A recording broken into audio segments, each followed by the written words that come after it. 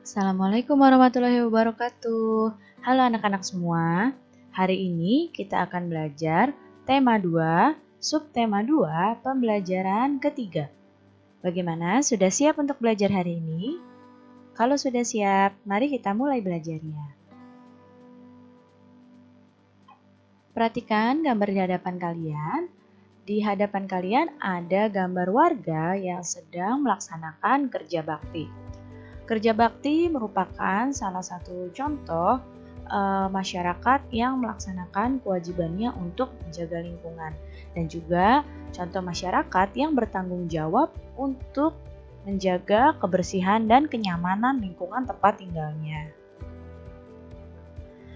Nah, sekarang Ibu tanya, masih ingatkah kamu pengertian dari hak, kewajiban, dan tanggung jawab?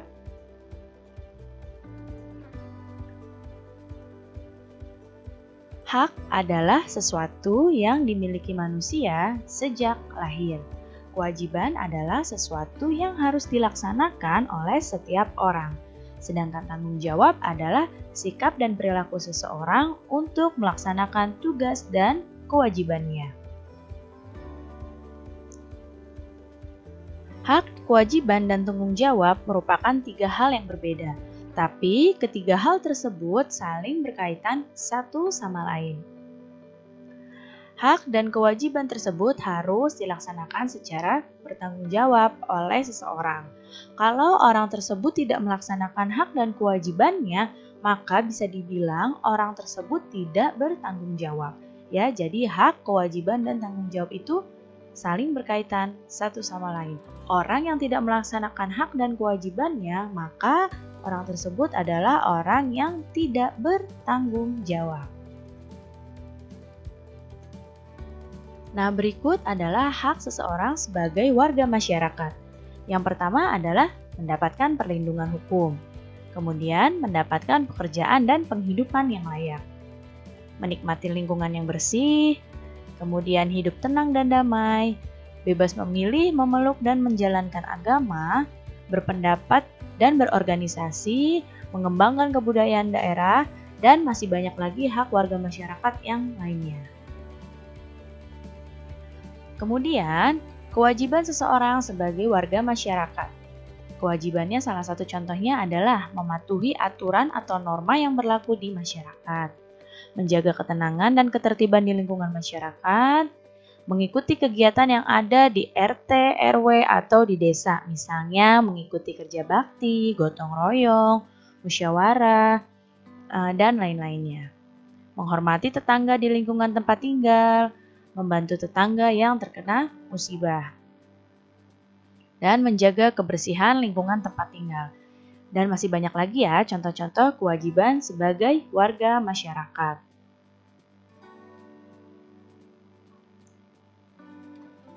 Nah, sekarang kita akan mempelajari tentang jenis usaha ekonomi. Jenis usaha ekonomi itu dibagi menjadi dua. Ada usaha ekonomi perorangan, ada usaha ekonomi yang dikelola oleh kelompok. Usaha ekonomi perorangan itu adalah usaha ekonomi yang memiliki modal terbatas. Dan biasanya ini dikelola secara sederhana. Sedangkan usaha kelompok ekonomi yang dikelola oleh kelompok itu usaha ekonomi yang dikelola bersama baik dari modal, pengelolaan maupun keuntungannya.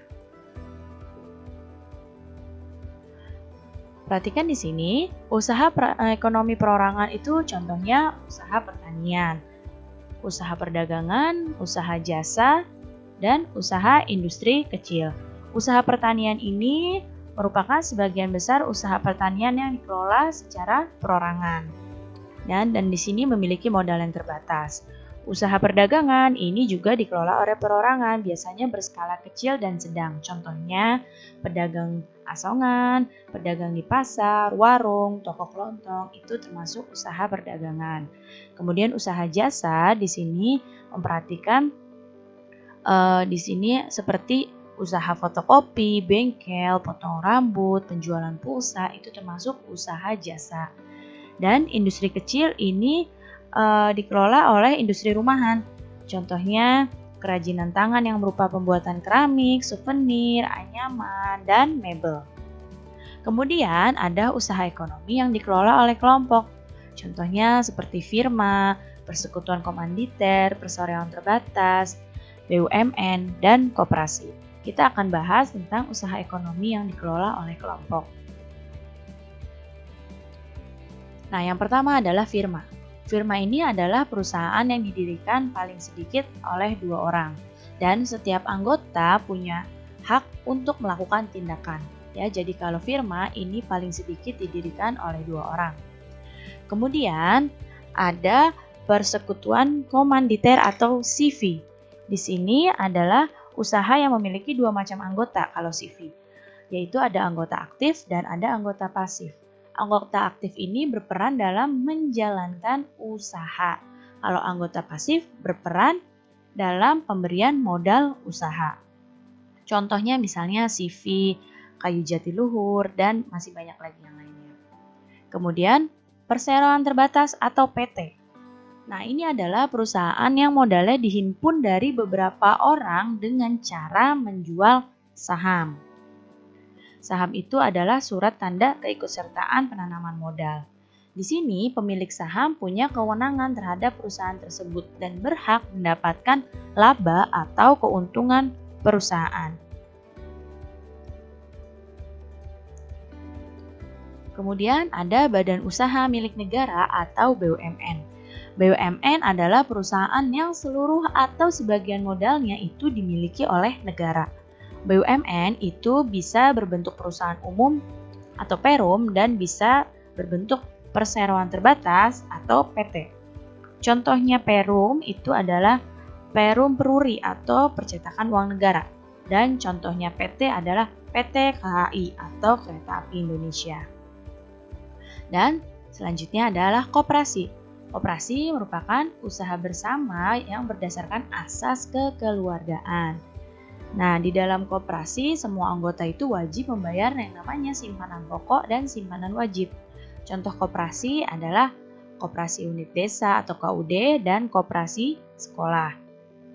Nah, sekarang kita akan bahas jenis-jenis atau bentuk-bentuk dari koperasi. Ada yang disebut koperasi konsumsi. Ini usaha bersama yang menyediakan berbagai barang konsumsi untuk memenuhi kebutuhan sehari-hari.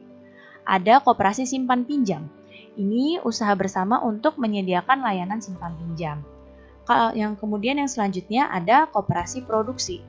Ini menyediakan bahan baku produksi dan menyalurkan hasil produksi anggotanya. Kemudian ada koperasi jasa. Ini menyediakan layanan atau jasa tertentu bagi anggotanya. Dan ada koperasi serba usaha, yaitu di sini mengelola berbagai jenis usaha, misalnya penyediaan barang konsumsi, simpan pinjam, penyediaan bahan baku, dan penyaluran hasil produksi. Baik, cukup sekian ya penjelasan Ibu kali ini. Mudah-mudahan kalian dapat paham dan mengerti. Terima kasih anak-anak semua, sampai jumpa lagi. Wassalamualaikum warahmatullahi wabarakatuh.